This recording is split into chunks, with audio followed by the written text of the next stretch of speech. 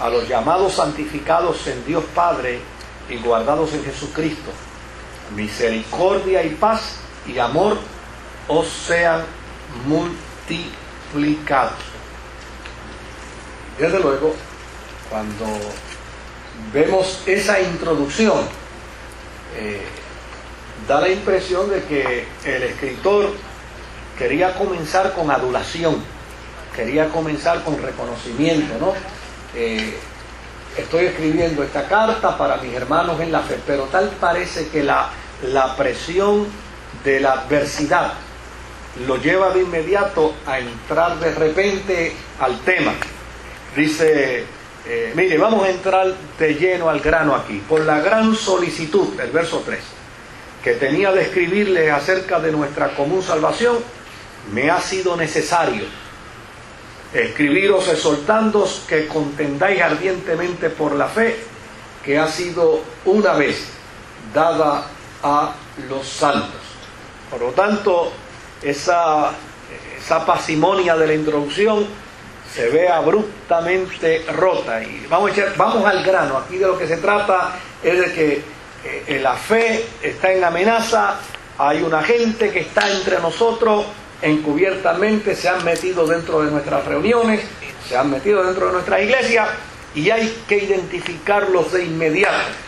Y desde luego, aquí, cuando uno lee la carta, descubre que la carta sí tiene una intención. La intención es llamar a los hermanos a levantar la guardia. Algo anda mal en la iglesia, algo está pasando en la congregación, y hay que buscar la forma de evitar que estos herejes procuren dañar la vida de la iglesia. ¿Quiénes son estos herejes?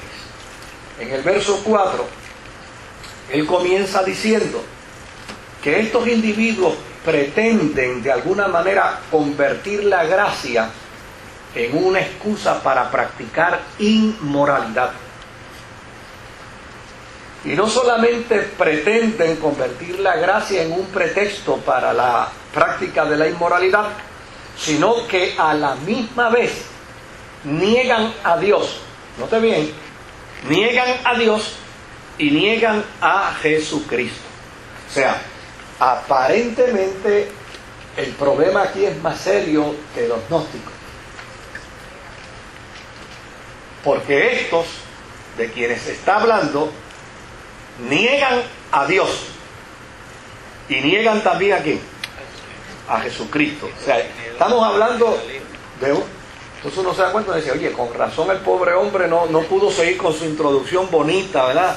Que no dijo, no, mira, saludos y vamos a entrar aquí al grano. Esto no podemos detenernos mucho porque el problema es bastante serio.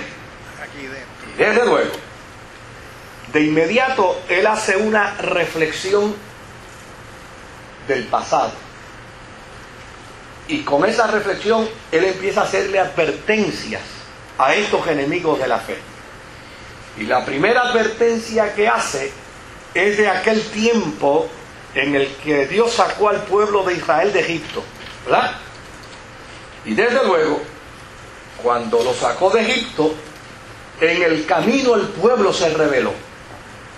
Y él dice, de inmediato, en la advertencia, dice, yo quiero recordarles a ustedes, en el verso 5, ya que una vez lo habéis sabido, ustedes saben lo que yo les voy a recordar, que el Señor, habiendo salvado al pueblo, sacándolo de Egipto, después destruyó a los que no creyeron en Él. O sea, de hecho, esa fue la queja de Moisés. La gente dirá que tú nos sacaste de Egipto, ¿para qué? Para matarnos en el camino, chicos. Pero dice, ustedes saben que esto es un asunto serio. O sea, eso de que la gente piense, esto es Judas, ¿no?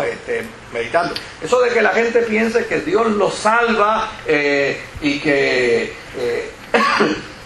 eso, ahora la gente tiene libertad para hacer lo que le da la gana y tiene libertad para hacer lo que quiera y puede violentar las reglas de la fe, están equivocados. Porque en un momento dado Dios sacó de Egipto a su pueblo para salvarlo, y en el camino el pueblo se les rebeló ¿Y qué fue lo que hizo Dios? Lo destruyó. Prácticamente la primera generación no entró a la tierra prometida. Así es que Judas empieza a hacer una advertencia a estos individuos. Así que ustedes no se crean que por el hecho de que Dios los salvó a ustedes van a permanecer salvos haciendo lo que les dé la gana. No piensen eso, le está diciendo Judas precisamente a esta gente. Dice, si ustedes se desvían del propósito de Dios, ustedes pueden caer en las manos de un Dios vivo y lo que pase, eso es asunto de él. Vuelve Judas a hacer otro argumento, y es que para Judas, en el verso 6, él dice, y a los ángeles que no guardaron su dignidad, sino que abandonaron su propia morada, los ha guardado bajo oscuridad en prisiones eternas para el juicio del gran día, ¿verdad? Él está hablando de unos ángeles que se corrompieron en algún momento dado, unos ángeles que pervirtieron el propósito de Dios, y como consecuencia de esos ángeles, estos ángeles vinieron y hicieron lo que les dio la gana en la tierra. Y de hecho la impresión que da es que Judas está hablando del capítulo 6 de Génesis. ¿Se acuerdan que el capítulo 6 de Génesis dice, y los hijos de los hombres, las hijas de los hombres se casaron con los hijos de Dios? Pues da la impresión que de lo que está tratando aquí Judas es de ese evento, ¿no? Dice, pero a los ángeles Dios no les perdonó tampoco eso, sino que de inmediato Dios los metió ¿en dónde? En cadenas de oscuridad, en prisiones de oscuridad, y allí los tiene reservados para el día del juicio. Fíjense que ya está haciendo mención de dos eventos muy particulares, ¿no? El evento del pueblo de Israel que sale de Egipto, y en el camino, como diría el jíbaro pentecostal, Dios los tala. ¿Ah? ¿Se acuerda esa expresión? Ah, Dios los taló. Entonces, ahora está haciendo referencia al segundo evento, los ángeles que caen del cielo acá, y cuando llegan aquí se involucran con unas mujeres, y eso a Dios tampoco le gustó, y Dios los ordenó que los metieran en unas prisiones de oscuridad y los dejaran en esas prisiones de oscuridad. Y ahora viene al tercer argumento. El tercer argumento es, en el momento en que se revela la ciudad de Sodoma y Gomorra contra Dios, y la gente empieza a proceder de manera inmoral y de manera perversa, y tampoco Dios toleró esa situación de Sodoma y Gomorra y también los destruyó. Fíjense que el escritor de esta carta está haciendo referencia a tres experiencias. ¿De qué libro? ¿De dónde son estas tres vivencias que él menciona? Son antiguos testamentarias. O sea, y eso nos tiene que dar a nosotros alguna luz en el camino. O sea, él no habló de el matrimonio aquel que dijo que habían vendido las cosas en tanto, ¿verdad? Ananías y Zafira. No menciona a Ananías y Zafira. Y eso era más reciente.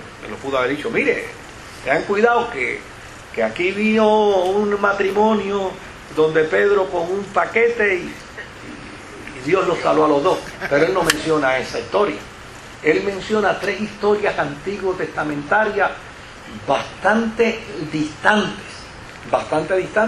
porque el problema de Sodoma y Gomorra es bastante distante, y el más cercano es el de Egipto, el del pueblo de Israel de Egipto, es el más cercano, el más fresco, porque el de Sodoma y Gomorra es mucho más distante, y no se diga el de los ángeles, que eso prácticamente todavía los teólogos están discutiendo qué quiere decir eso, ¿no? Y a veces yo escucho a alguna gente decir unas cosas por ahí que digo, bueno, yo no sé dónde